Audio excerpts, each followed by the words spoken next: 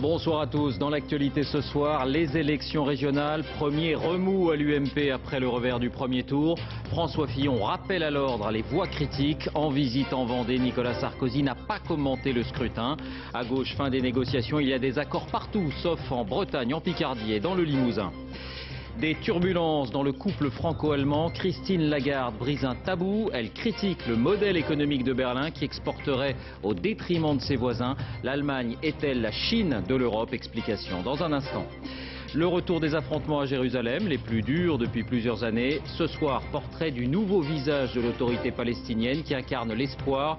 Le Premier ministre Salam Fayyad, il condamne toutes les violences. Le pouvoir de la télévision peut-il conduire au pire? Nous évoquerons ce documentaire choc diffusé demain. Il montre comment des candidats à un jeu télé peuvent se montrer obéissants jusqu'à torturer leurs partenaires. Extraits et réactions. Le dossier de cette édition, la cocaïne non, le cacao oui. Alors que la consommation ne cesse d'augmenter, nous verrons que les cultures de substitution peuvent s'imposer. Nous irons en Amérique latine. Et puis une page santé avec cette nouvelle technique qui pourrait transformer la vie des non-voyants. Un appareil qui transforme les images en impulsions électriques. Il permet d'éviter les obstacles et d'attraper les objets. Bienvenue dans ce journal et avant de développer ces titres, cette foule impressionnante pour un hommage. Des milliers de personnes, au moins 5000, des proches, des voisins, des admirateurs ont assisté aux obsèques de Jean Ferrat dans le petit village d'Entraigues en Ardèche. Virginie Fichet, Philippe Fivet sur place.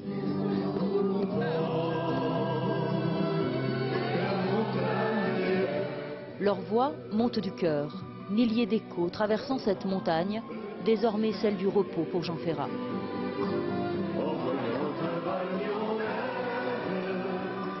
Jean Ferrat, c'est toute la vie, c'est tout le cœur et il faut que ce soit de génération en génération. Voilà, qui restera toujours là, dans le cœur de la France. C'est un morceau de nous qu'on perd. Heureusement, on aura ces textes, on aura ces musiques qui vont nous aider à continuer. La reconnaissance de son public, exprimée simplement. Visage connu et anonyme se fondent. Jean Ferrat ne voulait pas de cérémonie, ce fut donc une demi-heure presque intime, un partage avec ceux qui portaient le mieux ces mots. Pouvoir encore t'embrasser, te le dire, le chanter, oui c'est beau, la vie. Quelqu'un a crié « Salut l'artiste ». Oui, nous on dira « Au revoir tonton », mais c'est la même chose. C'est dit avec autant d'amour. Et tous ces gens qui sont là sont simplement pour lui parler d'amour. Désormais, Jean Tannenbaum repose dans le cimetière de son village, mais de nombreux amoureux viendront encore longtemps saluer Jean Ferrat. Et France 2 bouleverse ses programmes. Ce soir, Michel Drucker vous propose un hommage à Jean Ferrat à partir de 22h30. La politique et les élections régionales, c'est terminé pour les négociations. Toutes les listes en vue du deuxième tour ont été déposées en préfecture à 18h. C'était la date et l'heure limite. On y viendra dans un instant. Mais d'abord, c'est lézarde dans la façade de l'UMP. Après le revers du premier tour, des critiques se font entendre. Et c'est François Fillon en personne qui a effectué un rappel à l'ordre. Alix Bouillaguet, Bernie Mériot avec nos bureaux à Montpellier et à Nice. Trop d'état d'âme étalé au grand jour. Ce matin, François Fillon sonne le rappel à l'ordre de la majorité. Ceux qui choisissent l'entre-deux tours pour formuler des critiques sur l'action du gouvernement, de leur formation politique, ce ne sont pas des caractères bien trempés. Et moi, je ne fais pas partie de ceux-là. Car les mauvais résultats de la droite ont délié les langues. Certains élus mettent en cause le président, sa tactique électorale, son style de gouvernance ne passerait plus auprès de ceux qui ont fait son succès. J'entends les gens dans la rue, sur les marchés, les mails qu'on reçoit nous dire ça va pas, c'est pas le Sarkozy qu'on connaît, c'est pas pour lui qu'on a voté. Il faut que le président soit un peu plus président. Il faut que les réformes soient bien comprises. Peut-être ne pas en faire trop, mais les faire à fond. Voilà ce qu'on entend sur le terrain. Alain Juppé lui-même s'interroge sur son blog. Une réflexion s'impose désormais sur le rythme des réformes, écrit-il, la méthode selon laquelle elles sont lancées et préparées. Également pointée du doigt par les élus, la politique d'ouverture impulsée par Nicolas Sarkozy. Quand on passe son temps à nommer des gens de gauche à des postes de responsabilité, pourquoi voulez-vous que les citoyens votent pour des gens de droite? Ils vont voter pour des gens de gauche puisqu'ils sont tellement bien. Donc il faut arrêter cette déviance et revenir à nos fondamentaux.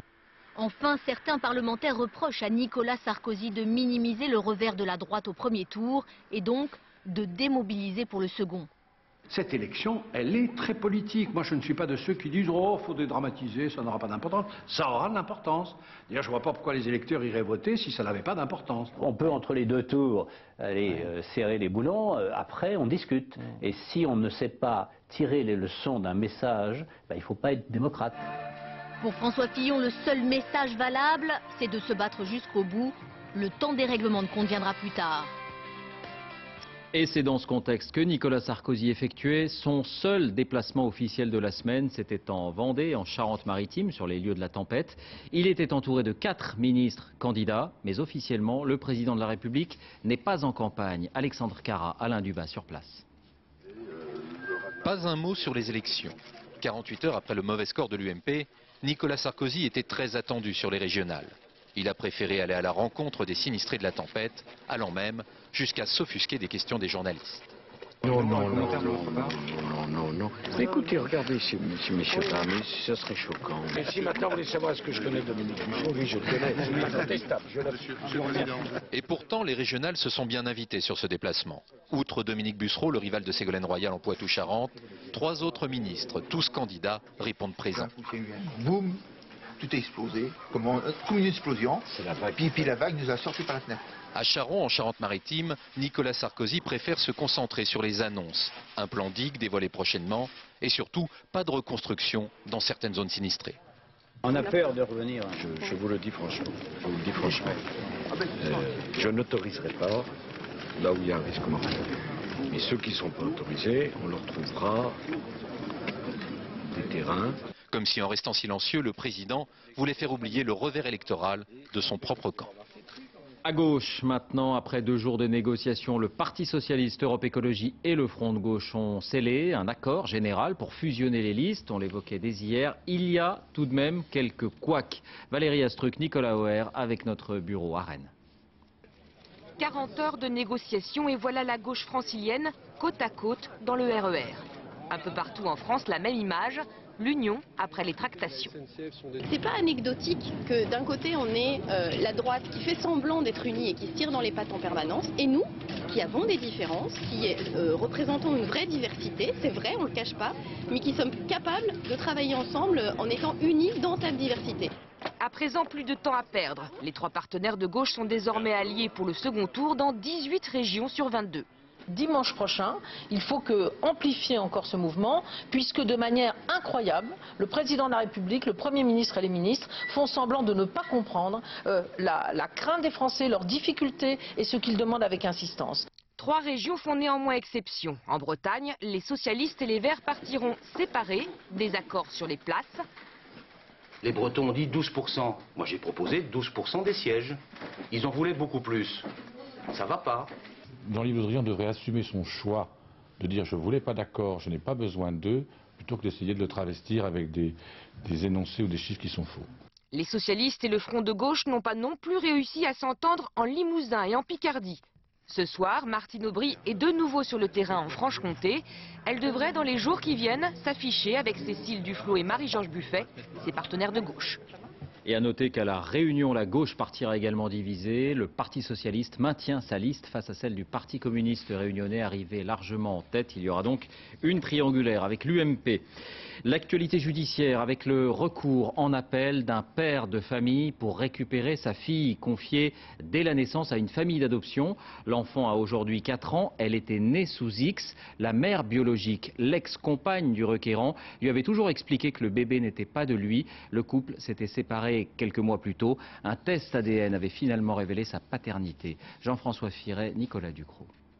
Que j'ai vu l'enfant, c'est vraiment des mensonges, alors c'est énorme. Et vous êtes à l'aise quand vous vous couchez le soir? Vous n'avez pas honte? Dialogue de sourds ce matin à la sortie de la salle d'audience d'Orléans. Julien Charnollet interpelle l'avocat de la famille adoptive de sa fille. Elle a 4 ans, il ne l'a jamais vue. Toutes ses demandes de visite sont restées vaines. Je ne peux pas lâcher pour ma fille.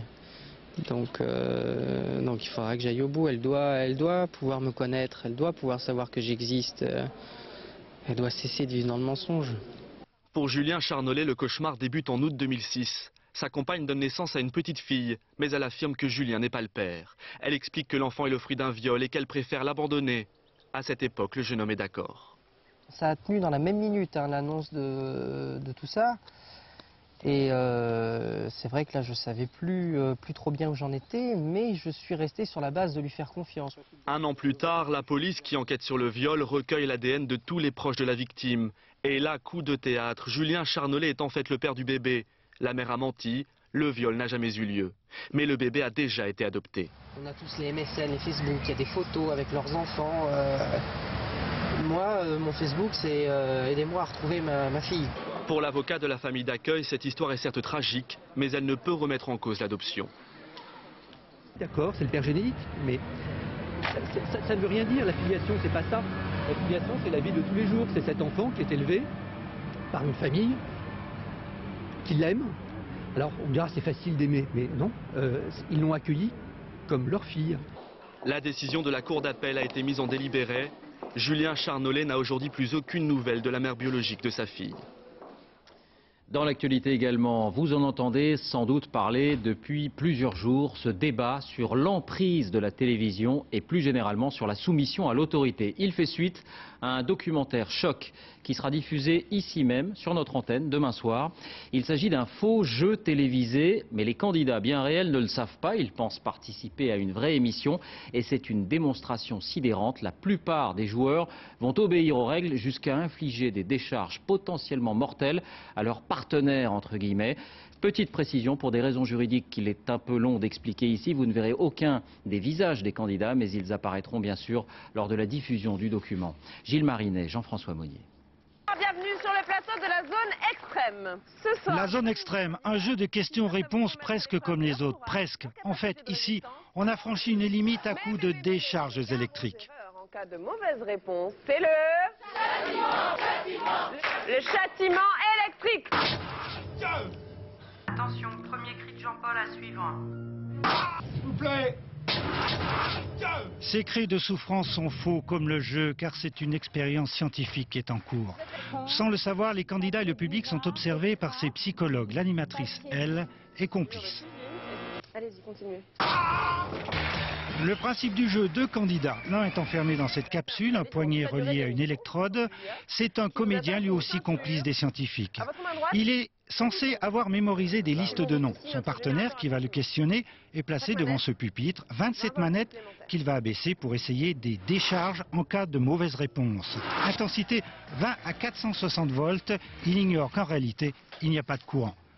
L'expérience date de 1961 aux États-Unis. Sous les ordres d'un homme en blouse blanche, des volontaires devaient infliger des décharges électriques à un supposé partenaire. 62% ont obéi en ignorant les cris de souffrance. Le psychologue Stanley Milgram voulait savoir jusqu'où allait l'obéissance.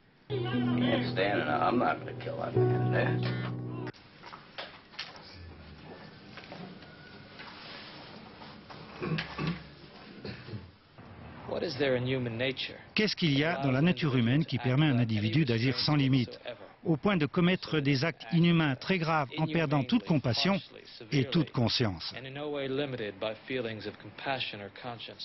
Mais aujourd'hui, une émission de télévision peut-elle atteindre un tel pouvoir sur l'individu?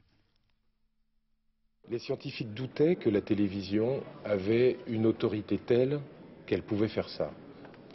Pour eux, au départ, une autorité qui peut faire obéir les gens est ce qu'on appelle une autorité légitime. La science en est une, voilà, la religion en est une, l'armée en est une, la police, des professeurs, etc. La télé, ils ne voyaient pas. Et pourtant, sur le plateau de zone extrême, l'intensité des décharges qui augmente n'empêche pas les candidats d'obéir. On dit mais pourquoi ces gens m'obéissent? C'est incroyable. Enfin, je suis personne, ils ont envie d'arrêter, ils ont qu'à me le dire. Certains vont essayer d'en sortir, ils torturent mais ils ne supportent plus les cris. Ah non, je suis désolée, je peux pas. Je suis désolée. Allez-y, continue. Non, je peux pas, je suis désolée. Il y a quelqu'un qui souhaite sortir. Non, mais je pense que je vais peut-être poser la question, mais je crois que je vais arrêter là. Je pense que je suis désolée. La logique du jeu, vous continuez? Oui, la logique peut-être, mais ça m'est insupportable de continuer à poser les questions. Nous assumons toutes les conséquences. Non, justement, c'est physique. L'autorité va finir par gagner. Il faudra encore d'autres souffrances pour que la candidate en larmes finisse par abandonner. Ça va aller, laissez-nous expliquer. La plupart souffrent énormément, sont dans une difficulté, dans un dilemme terrible, et bon, qui résolvent la plupart du temps par l'obéissance. Les scientifiques ont analysé les comportements et fait les comptes. 16 questionneurs seulement sur 80 ont refusé d'obéir. Nous assumons toutes les conséquences. J'entends bien, mais j'arrête. Là, non, j'arrête là. Qu'en pense le public? J'arrête public. Moi je préfère arrêter. C'est terminé. Les psychologues ne s'attendaient pas à une telle obéissance sur un plateau de télévision. L'une des explications serait la grande solitude du candidat. Elle n'a aucune étiquette sociale. Elle est rigoureusement seule. C'est un individu seul. Or, un individu seul, c'est ce qu'il y a de plus malléable. Au cours de ce qu'ils croyaient être un vrai jeu télévisé, plus de 80% des participants ont infligé des chocs électriques qui auraient pu avoir de graves conséquences s'ils avaient été réels. Ultime précision, aucune somme d'argent n'était en jeu. Réponse à suivre. 3, 2, 1. Voilà, le jeu de la mort. La première partie de ce documentaire est à suivre sur France 2 demain à 20h35. L'actualité internationale, avec d'abord, je vous le disais, ces turbulences dans le couple franco-allemand, le socle de l'Europe, dit-on. Christine Lagarde a brisé un tabou. Elle critique le modèle économique de Berlin qui exporterait au détriment de ses voisins. En clair, elle accuse l'Allemagne d'être en quelque sorte la Chine de l'Europe. François Baudonnet, Bertrand Catrice. S'il vous plaît, laissez, s'il vous plaît. À Bruxelles, elle est pleine d'attention pour son homologue allemand. Pourtant, dans la presse anglo-saxonne, la ministre française met les pieds dans le plat. L'Allemagne a amélioré sa compétitivité en exerçant une forte pression sur ses coûts de main-d'œuvre. Je ne suis pas sûr que ce soit un modèle viable pour l'ensemble de la zone euro. En clair, l'Allemagne, deuxième exportateur mondial, profiterait de sa formidable machine économique pour faire cavalier seul, sans développer sa consommation et en distançant la France. Les chiffres sont là. Alors que Berlin voit chaque année son excédent commercial exploser, le déficit français, lui, s'aggrave. Et il est vrai qu'outre-Rhin, le coût du travail reste stable, alors que chez nous, il augmente. Mais la France devait-elle ouvrir ce débat alors que l'euro est en pleine tourmente? La compétitivité, c'est l'affaire de tous. Tout le monde doit y participer et il faut qu'on puisse en débattre utilement. Nous, on a aussi beaucoup de progrès à faire dans ce domaine. De retour à Berlin, le ministre des Finances joue l'ironie et renvoie la balle. Si l'Olympique lyonnais jouait un peu moins bien, ça serait plus facile pour le Bayern. Mais ce n'est pas comme ça qu'on fait de la politique. Ce pic de tension entre Paris et Berlin montre en tout cas que lorsque deux économies partagent la même monnaie, il serait souhaitable qu'elles aillent au moins dans la même direction, ce qui pour l'instant est loin d'être le cas. Le retour de la tension à Jérusalem-Est, des affrontements les plus violents depuis plusieurs années ont opposé Palestiniens et forces de sécurité israéliennes. À Gaza, le Hamas appelle à une nouvelle intifada. En toile de fond, vous le savez, il y a la décision israélienne de construire 1600 nouveaux logements dans les colonies. 15 policiers ont été blessés aujourd'hui, 60 Palestiniens arrêtés. Et côté palestinien, justement, voici l'homme qui incarne sans doute le renouveau. Il s'appelle Salam Fayyad, il a 58 ans, il est Premier ministre depuis 2 ans et demi. Signe particulier, il est apprécié des Américains, réputé incorruptible et opposé à toutes les formes de violence. Charles Anderlin, Offset Nalbandian. Au nord de Bethléem, des militants palestiniens et des pacifistes israéliens tentent d'empêcher l'armée de déraciner ses oliviers. À cet endroit doit être construit un mur en béton. Geste fort, 48 heures plus tard, Salam Fayyad, le Premier ministre palestinien, vient en personne planter de nouveaux oliviers. La violence ne peut pas être notre réponse. La réponse, c'est de planter de nouveaux arbres, ici. Et je ne fais pas ça pour que les Israéliens puissent s'en déraciner encore plus. Non, nous les plantons pour montrer notre détermination à exercer notre droit à vivre sur cette terre. Ancien professeur de l'université du Texas, Salam Fayyad a quitté un poste prestigieux au Fonds monétaire international pour venir créer les institutions du futur État palestinien. À 58 ans, aujourd'hui chef du gouvernement d'un État inexistant, il répète son message de non-violence en toute occasion. Par exemple, en prenant la parole à Billin, où depuis 5 ans, des Palestiniens et des Israéliens de gauche luttent contre la barrière de séparation qui coupe les agriculteurs de leurs terres. Et lorsque la tension monte dans d'autres secteurs chauds comme Hébron, Salam Fayyad est là pour lancer des appels au calme. Nous ne recherchons pas l'escalade. Certainement pas. En fait, nous essayons d'agir de notre mieux pour faire baisser la tension. Pour les Israéliens, il est intouchable, en raison surtout de ses relations privilégiées avec l'administration américaine et le vice-président Joe Biden. La politique de Salam Fayyad, en fait, embarrasse le gouvernement israélien, car afficher une intifada, une résistance non violente face à l'occupation, c'est un peu faire passer Israël pour un Goliath qui combattrait, écraserait David, le peuple palestinien. Reste à savoir si la police palestinienne, formée et entraînée par l'Europe et les États-Unis, parviendra à empêcher un attentat terroriste contre Israël qui ferait tout basculer. Il est 20h19, restez avec nous. À suivre, la production de feuilles de coca à base de la cocaïne est-elle une fatalité dans une région du Pérou? La conversion à la culture du cacao progresse, c'est le dossier de cette édition. Un espoir pour les non-voyants, une nouvelle technique transforme les images en impulsions électriques. Elle permet d'éviter les obstacles et d'attraper les objets. Et puis l'embonpoint dans le collimateur, les professionnels de santé lancent une campagne très sérieuse contre la bedaine. Une étude internationale montre qu'elle fait bondir les risques cardiovasculaires. D'abord, ces images d'une opération antidrogue en Bolivie. Un énorme laboratoire de production de cocaïne a été démantelé en pleine jungle. Les policiers spécialisés parlent même d'usine. 250 kilos de poudre blanche en sortaient chaque jour et une trentaine de personnes y travaillaient. La plupart ont pu prendre la fuite. Alors la cocaïne, on le sait, inonde plus que jamais les marchés américains et européens. Depuis des années, on évoque la nécessité d'une reconversion des paysans. Disons-le tout net, globalement, elle ne progresse pas cette reconversion, mais dans certaines régions, la culture du cacao s'installe. C'est le dossier de cette édition, il est signé au Pérou, Agnès Monteux, Frédéric Faure. C'est un petit village paisible, loin de tout, au cœur de l'Amazonie péruvienne. Ici, les Indiens vivent de leur culture de cacao, un des meilleurs au monde, presque un paradis. Mais il y a 30 ans, toute la région était en guerre. L'armée péruvienne s'attaquait aux narcotrafiquants qui tenaient ce fief de la culture de la coca. Plantations, laboratoires, il y en avait partout, cachés au fond de cette jungle presque inaccessible.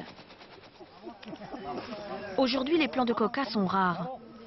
Comme de mauvaises herbes dans le champ d'Osvaldo del Castillo, ancien producteur de coca reconverti. À perte de vue par là, il y avait des champs de coca. À perte de vue là aussi, il y en avait partout. Nous n'avions que ça ici pour vivre. Du cacao à la place de la coca. Grâce à un programme de reconversion, il a pu se lancer dans cette culture légale dont il est fier. Allez, on teste. Ouh, il a l'air bon. C'est bon ça. Voilà un cacao de qualité. Mais à chaque fois qu'il emprunte ce chemin, le passé ressurgit. Cette piste, c'est un ancien aérodrome clandestin d'où décollaient 6 avions par jour chargés de 2,5 tonnes de pâtes de cocaïne. Et à côté de sa maison, le fleuve, qui charriait tous les jours les corps des opposants aux narcotrafiquants. On disait aux gars d'aller dans l'eau. Et là, pam, bloum, dans l'eau. Les corps partaient. C'est ça l'histoire de ce fleuve. Il y a plein de cadavres qui passaient par là. Et beaucoup de terreur. Si Osvaldo del Castillo s'en est sorti, c'est grâce à cette coopérative dans laquelle plus de 1000 anciens cultivateurs de coca se sont regroupés. Une alternative qui leur permet de vivre correctement de leur cacao. Un exemple rare, car dans le reste du pays, la culture de la coca a repris, plus 4% par an. Les Américains ont pourtant investi des centaines de millions de dollars, beaucoup d'argent dans des programmes de reconversion qui souvent ne marchent pas. Moi, je pense qu'on injecte trop d'argent du haut vers le bas, sans prendre en compte les gens d'en bas. Ça fonctionne bien mieux si l'agriculteur se sent engagé, concerné par son entreprise. Et voilà, on le voit tout de suite, les résultats sont bons. Aujourd'hui, Osvaldo del Castillo gagne moins qu'en cultivant de la coca, mais suffisamment pour vivre. Et finit les peurs, les violences. Il peut envisager un avenir pour sa petite dernière, des études. Et ça, dit-il, ça n'a pas de prix. Les sciences avec cette nouvelle technique qui pourrait transformer la vie des non-voyants. Elle est expérimentée en Grande-Bretagne sur un soldat qui a perdu la vue après l'explosion d'une grenade en Irak. Il a été sélectionné pour tester un appareil qui transforme les images en impulsions électriques. À Londres, Jacques Cardoz. Il est aveugle et a pourtant réussi ce test incroyable de reconnaissance visuelle. A square pour ce carré. Square. A pour le A de cat. Ce militaire vient de faire la démonstration devant la presse qu'il était bien capable de se représenter les formes que nous voyons grâce à cet appareil expérimental placé sur sa langue. Blessé par l'explosion d'une grenade en Irak, Greg Lundberg a perdu la vue en 2007. Aujourd'hui, il raconte cette nouvelle sensation. C'est comme un dessin d'enfant très basique, avec des lignes droites. C'est ça ce que j'ai sur ma langue. On ne peut pas dire de Marc qu'il voit, mais plutôt qu'il se représente des formes proches de la réalité, un peu comme si l'image était codée, brouillée.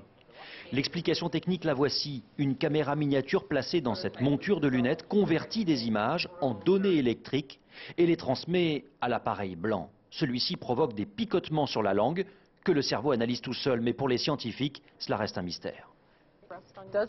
Est-ce que c'est le centre nerveux de la langue qui dit « Ah, voici le stimulus électrique visuel, je l'envoie directement au cortex visuel » ou bien est-ce que cela va dans une autre région du cerveau?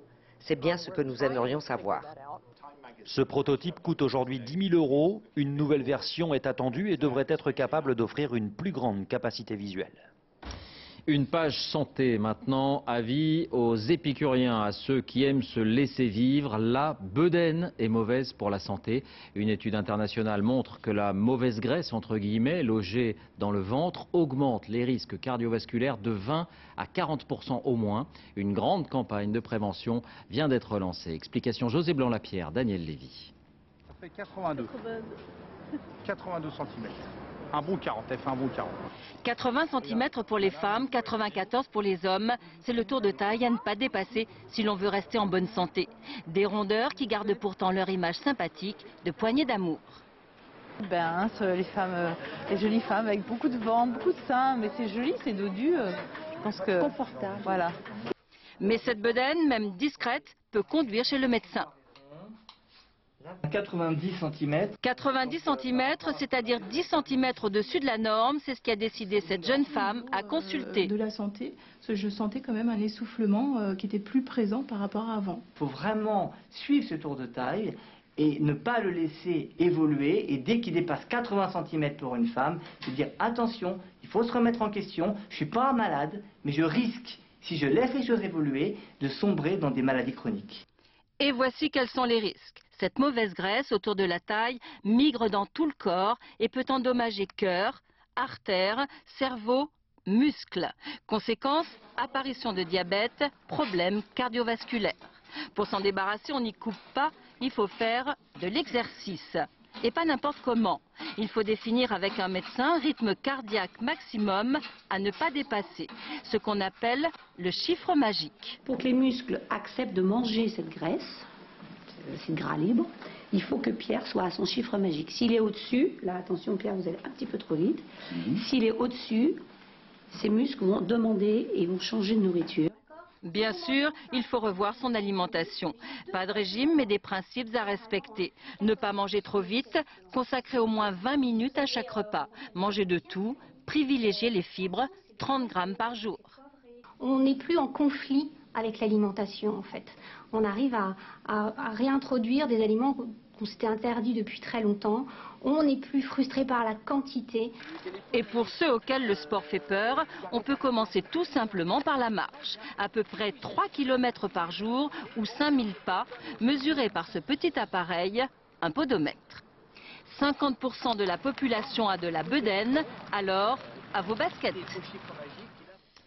Du cinéma avec la sortie demain de Bad Lieutenant, un film policier loufoque dans une Louisiane gangrénée par la misère et la corruption après l'ouragan Katrina. C'est la reprise très libre, signée Werner Herzog, du film d'Abel Ferrara qui avait marqué les esprits il y a quelques années. Marie Jaujoin. On est à la Nouvelle-Orléans après l'ouragan Katrina. Le héros, un homme luttant contre sa dépendance à la drogue. Un policier pas vraiment ripou qui doit faire face à la spirale de violence qui envahit la ville. Un personnage déjà incarné par Harvey Keitel en 1992 dans le film d'Abel Ferrara. L'action se passait alors à New York. Ce n'est pas un remake. Qui c'est? Pas tout à fait. Si les personnages sont les mêmes, la moiteur de la Nouvelle-Orléans est un plus. Nicolas Cage y a vécu. Hey mec, j'ai un caleçon en coton hyper fin. Je vais me noyer, monsieur. Ce flic de la Nouvelle-Orléans que j'incarne est un survivant. Il travaille dans une ville dont l'environnement est dangereux, proche du chaos. Et c'est quelque part son expérience de la drogue qui lui permet d'en connaître les codes. Mais qu'est-ce que vous faites? Je veux savoir où Daryl se cache. Oh, mon Dieu! On ne m'a pas vu entrer ici. Alors personne ne sait que je suis là. Cette vieille femme va manquer d'air. Et vous allez avoir du mal à convaincre tout le monde que ce n'est pas votre faute. Ce film est tellement noir qu'il en devient parfois hilarant. Il y a quelque chose de joyeusement diabolique là-dedans. Et pour couronner le tout, le policier est éperdument amoureux d'une prostituée menacée par des dealers. Comment tout ça? Je ne suis pas seule. File juste la coke. Je me casse. Elle est la lumière du film, la rédemption. Elle représente l'espoir aussi. Qu'est-ce que ces putains d'iguanes foutent sur ma table? Il n'y a pas d'iguane. Si, c'en est. Il n'y a pas d'iguane. Iguane imaginaire, métaphore d'une carapace affective sur le point de craquer. Action. Ce bad lieutenant est finalement très attachant. Cette dernière minute, on vient d'apprendre qu'un braquage meurtrier a eu lieu à Damary-les-Lys, en Seine-et-Marne, pas très loin de Paris. Un policier a été tué. Pas plus de précision pour l'instant. Un salut confraternel à nos collègues de France Soir. Le quotidien fait peau neuve. Nouvelle formule, ambitieuse. Elle sera dans les kiosques dès demain. Elle vise 500 000 exemplaires. Prix à l'achat, 50 centimes d'euros. Bon vent au nouveau France Soir. Avant de refermer ce journal, je vous en rappelle l'un des principaux titres. Premier remous à l'UMP après le revers du premier tour des régionales. Des critiques se font entendre. François Fillon rappelle à l'ordre les contestataires. En visite en Vendée, Nicolas Sarkozy, lui, n'a pas commenté le scrutin. Et puis à gauche, fin des négociations. Il y a des accords partout avec Europe Écologie, avec le Front de Gauche, sauf en Bretagne, en Picardie et dans le Limousin. Fin de cette édition, merci à vous tous. Tout de suite la météo, Laurent Romeshko nous annonce une nouvelle hausse des températures. 20h35, prise directe avec Béatrice Schoenberg, amnésie, faux souvenirs, manipulation, les énigmes de la mémoire.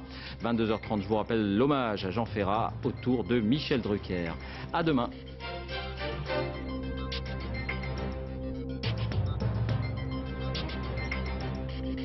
L'info en continu, c'est aussi sur France2.fr.